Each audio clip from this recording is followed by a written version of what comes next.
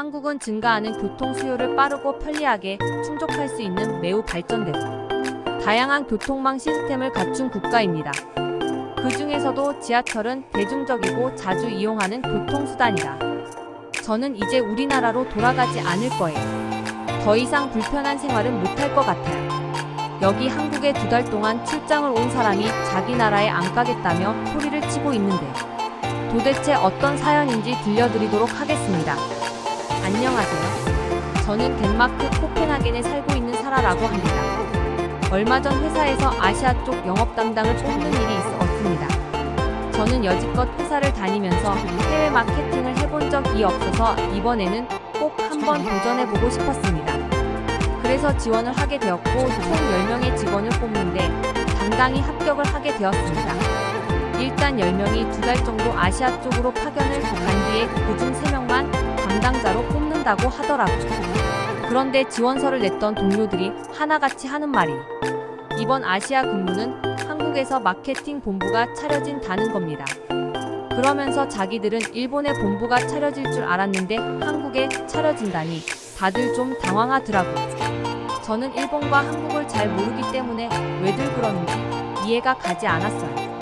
동료 직원 말에 의하면 아시아는 일본이 최고의 나라이고 제일 발달된 나라이니 그곳에 가야 모두들 편하게 집 사낼 수 있다고 하는 거예요. 그래서 저도 뭔가 아쉬운 기분이 들더라고요. 그렇지만 저는 첫 해외 업무를 하게 된 거라 마냥 신나기만 했어요. 출장 갈 날이 다가왔고 동료들과 함께 한국으로 출발하게 되었습니다. 한국에서 있었던 일화를 말하기 전에 한국에 가서 한국인들과 대화를 나누다가 느낀 게 있는데 그 사람들은 저와 같이 유럽에서 온 사람들을 매우 부러워하더라고요. 저는 이해가 가지 않았어요. 제가 한국에서 생활한 동안 느낀 것들을 총 정리해서 생각해보면 제가 살고 있는 덴마크는 한국에 비하면 불편한 것 투성이었어요. 계속해서 이야기해가며 왜 그런지 한번 알려드리려고 해요. 그리고 덴마크 사람들은 대부분의 사람들이 아시아라는 대륙에 대해서 그렇게 많은 얘기들을 하는 사람이 없어요.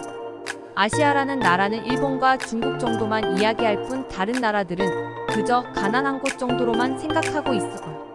그리고 얼마 전까지만 해도 한국이라고 하면 북한을 먼저 떠올리는 사람들이 더 많았고 제가 덴마크 사람이지만 우리나라는 정말 보수적인 나라인 것 같다는 생각이 들었어요. WANA 유럽 안에 갇혀 사는 듯한 느낌도 들었고요.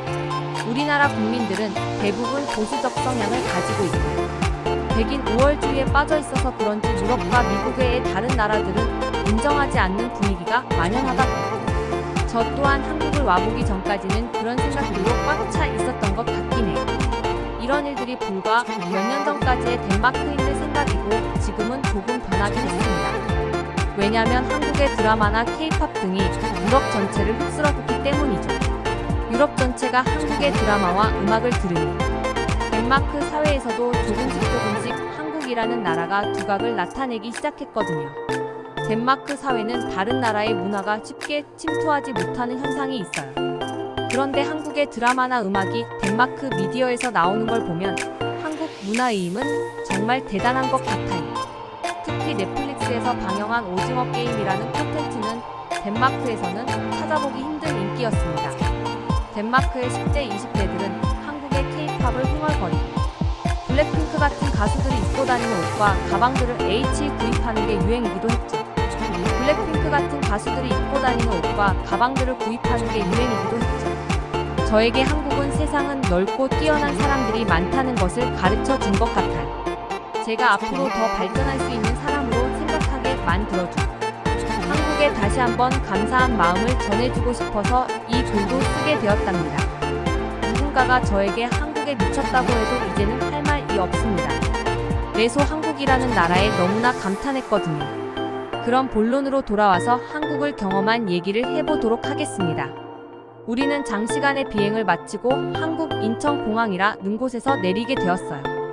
인천공항에 내리자마자 느낀 건 코펜하겐 공항은 도대체 뭐지? 우리나라 수도의 공항이 맞았나 싶을 정도로 인천공항은 대규모였어요. 코펜하겐 공항은 시골 마을에 위치해 있고 그렇게 크지 않거든요. 에메로너 인천공항은 대규모 인건은 둘째치고 매우 현대적인 모습이었어요. 뭔가 미래의 도시에 온 느낌이랄까. 저는 계속 당황하며 돌아다녔어요. 입국 절차를 마치고 밖으로 나가니 저희를 기다리는 한국 직원들이 손을 들고 우리를 반갑게 맞아주더라고요. 그런데 한국 직원이 한 분만 나온 겁니다. 알고 보니 우리 인원이 5명으로 한국에 보고가 되었다고 해요. 그래서 가지고 온 차량도 5명 인원만 승차 가능한 차량을 가지고 왔더라고요. 서로들 당황했지만 그 한국분은 최대한 친절하게 안내를 해주시더라고요. 몇 명은 그분이 타고 온 차에 올라탔고 나머지는 그분 이 택시를 잡아주시는 겁니다. 그런데 우리는 너무나 놀랬어요. 지금 여기서부터 목적지까지 택시를 타라는 겁니다. 덴마크에서는 상상도 할 수 없는 얘기거든요. 덴마크의 택시비는 상상을 초월한답니다. 덴마크 사람들조차도 정말 응급 상황이 아니면 택시를 절대 타지 않아요. 아마 한국 분들은 상상도 못할 거예요. 한국에서 덴마크 와보신 분들은 제 얘기가 뭔 얘긴지 이해하실 겁니다. 놀란 마음에 택시를 탔지만 어차피 회사에서 지불되는 돈이니 편하게 가자고 마음먹었죠. 인천공항을 출발하여 나가는데 한국의 도로들은 널찍널찍하니 정비가 굉장히 잘 되어 보였어요. 덴마크는 도로가 대부분 좁고 자전거들이 워낙 많아서 차가 빠르게 진행하기 좀 힘든 편이랍니다. 덴마크 사람들은 대중교통비 자체가 워낙 비싸다 보니 대부분 1인당 2대 정도의 자전거를 보유하고 있어요. 대중교통을 타고 다니기 힘드니 자전거로 이동을 많이 한답니다. 숙소까지 가면서 본 한국의 첫 모습은 출장 온 우리들의 생각을 딱 바꿔놓게 되었어요. 한참을 달려 도심이 나오니 곳곳에 높은 빌딩들이 우리를 맞아주더라고요. 동료들은 모두 하나같이 한국이 이렇게 발전된 나라였어? 라는 반응들이었어요. K드라마가 그냥 촬영을 위한 게 아니라 실제 모습들이었다는 걸 이제야 다들 알게 된 거죠. 내리면서 택시비를 받는데 화폐 단위를 몰라서 숙소에 올라가 환산해보니 말도 안 되게 싸더라고요. 한국 직원에게 택시비가 왜 이렇게 싸냐고 하니 그렇게 싸지는 않다고 하네요. 덴마크를 와봐야 한국 택시비가 싼 걸 알겠죠? 한국 직원은 한국에서는 택시보다는 지하철이나 버스 등 대중교통시설이 잘 되어 있어서 굳이 택시를 안 타도 된다고 하긴 하네요. 우리는 숙소에서 짐을 풀고 긴 여정으로 지친 몸을 쉽게 해주었어요. 다음 날까지 시차 적응을 위해 회사에서는 우리를 쉽게 해주었어요. 쉬고 나니 몸들이 다들 좋아졌는지 335 모이게 되었고 우리는 간단하게 맥주 한 잔씩을 하자고 했어요. 그런데 이미 시간이 저녁 6시를 지났네요. 그래서 우리는 각자 준비해온 간식들을 꺼내놓고 있었는데 한국 직원이 들어와서는 한국에 왔으면 한국 음식을 드셔야 한다며 한 분만 따라 나와 달라는 거예요. 우리들은 모두 의아해했죠. 왜냐면 덴마크에서는 6시가 넘으면 마트며 음식점들이 다 문을 닫거든요. 그래서 한국도 그렇거니 해서 다들 포기하고 간단하게 간식이나 먹으려고 했던 거예요. 그런데 한국 직원을 따라 숙소를 나온 우리들은 모두들 깜짝 놀랐어요. 나처럼 사람들이 많았고 마트며 음식점들이 다 영업 중이더라고요. 이왕이면 숙소에서 먹지 말고 나가서 먹자며 다들 나오라고 전화를 했고 우리는 가까운 술집에 가서 맥주를 한 잔씩 하고 다시 숙소로 들어갔답니다. 저는 그 시간에 집이 아닌 밖으로 나가서 술을 마시는 게 너무나 신나더라고요. 모두들 신기해하고 밤에 돌아다니는 것 자체를 즐거워하더라고요. 또 하루가 지났고 회사에 나가게 되었어요. 며칠 동안 회사에서 아시아 마케팅하는 방법을 배웠고 각자 주어진 일들을 하나씩 해나가기 시작했죠. 해외여행이나 해외 업무가 처음인 저는 많이 긴장도 하고 잘해보겠다고 신경을 많이 썼는지 몸이 몹시 피곤한 걸 느꼈어요. 하루 정도 몸이 피곤하더니 도저히 못 참겠더라고요. 그래서 회사에 얘기를 한 후 숙소에서 누워 있었죠. 그런데 한국 직원이 찾아와서는 옷을 챙겨 입으라고 하더라고요. 그래서 왜 그러냐고 하니 병원에 가자고 하는 거예요. 솔직히 덴마크에서는 감기 따위는 그냥 지나가는 거라고 생각하며 병원을 절대 가지 않거든요. 왜냐면 덴마크 사람들은 살면서 병원을 갈 일이 없다고 생각해요. 아프지 않아서가 아니라 아파도 안 가게 된다라는 말이 맞죠. 예약 잡기도 힘들고 막상 가도 별다른 조치가 없다는 걸 알기 때문이에요. 응급실에 가보면 확실히 알 수가 있죠. 누가 봐도 생명이 위험한 외상이 있지 않는 한 피가 철철 흘러 생명에 위험이 있다는 걸 증명할 수 없는 이상 굳이 병원을 갈 필요가 없다는 걸 느끼거든요. 그래서 덴마크 사람들은 감기 따위는 약도 안 먹고 면치유되길 기다릴 뿐이죠. 그런데 한국 직원이 저를 병원에 데려가다니 말도 안 된다고 생각했죠. 예약도 안 하고 바로 차를 태워 병원에 데려다 주었고 저는 가자마자 진료를 보게 되었어요. 그리고 주사도 한 대 맞게 되었고 약국에서 약도 받아왔어요. 이 모든 일들이 이 시간 안에 모두 끝이 났어요. 말이 안 된다고 생각했지만 뭔가 치료가 되었다는 생각이 들면서 몸이 좋아지는 걸 느꼈어요. 저는 숙소에서 잠시 눈을 붙였다가 일어났는데 몸이 가벼워졌더라고요. 이렇게 빨리 감기가 낫다니 너무 좋았죠. 병원을 갔다 온 후에 바로 다음 날부터 저는 출근을 할 수 있었고 다시 업무에 집중할 수 있게 되었어요. 일주일의 시간이 흘렀고 우리는 하루에 휴식을 부여받게 되었어요. M 동료들과 함께 한국 여행을 해보자며 숙소를 나섰고 우리는 광화문이라는 곳에 가보기로 했어요. 한국 직원의 도움 없이 가보기로 하였고 한국 직원분에게 대충 설명을 듣고 우리끼리 나가보았어요. 지하철역은 숙소 가까이에 있었고 걸어서 지하철역에 간 후 지하철을 타게 되었어요. 한국의 지하철역은 매우 깨끗해 보였고 어디든 에스컬레이터가 설치되어 있어서 다리가 아픈 줄 모르고 다녔네요. 지하철 안은 쾌적하게 느껴졌으며 지하철 요금 또한 매우 저렴했어요. 코펜하겐도 지하철은 쾌적하고 잘 되어 있어서 한국에서 지하철 타는 데는 어려움이 없었어요.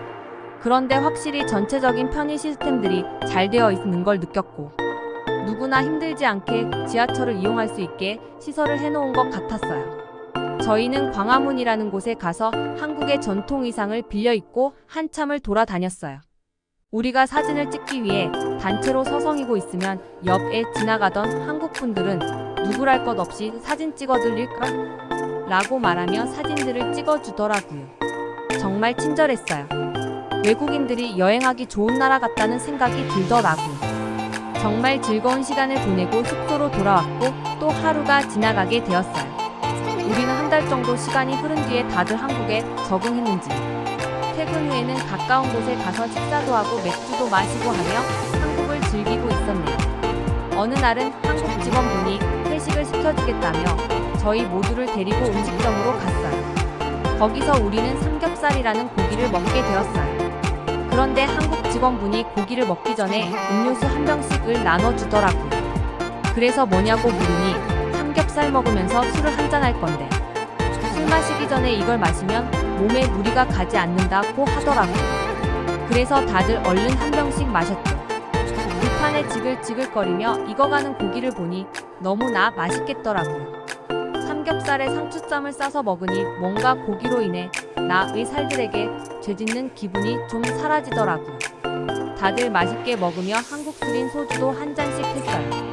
그러면서 그날 하루 회사에서 있었던 일들을 서로 얘기하며 피로를 풀게 되었네요. 다 먹고 났더니 한국 직원이 오늘 경험한 게 한국인들의 직장 생활이라고 하더라고요. 서로 힘들어도 이렇게 맛있는 음식에 소주 한잔하면 지친 게 좀 풀린다고 하네요. 물론 뭐든지 과하면 탈이 난다고 딱 이 정도 수준으로 서로 먹고 헤어지는 게 한국 직장인들의 일상이라고 하네요. 뭔가 한국 사람이 된 것 같아 뿌듯한 기분이 들었어요. 돌아다니다 보니 한국 여자들은 모두들 세련되어 보이고 패셔너블해 보이더라고요. 그래서 제가 한국인이 된 것 같아 기분이 좋았어요. 우리는 모두들 기분 좋게 숙소로 돌아왔고 다들 각자 방에서 쉬게 되었어요.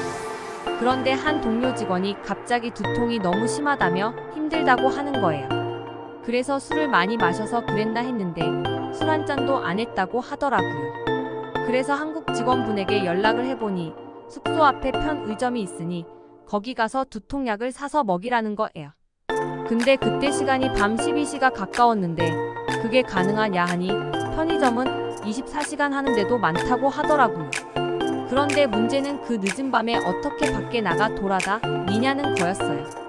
그래서 다른 동료와 긴장하며 밖에 나갔는데 그 시간에도 돌아다니는 한국 사람들이 많았고 다들 저희를 신경도 안 쓰고 각자 길을 가더라고요.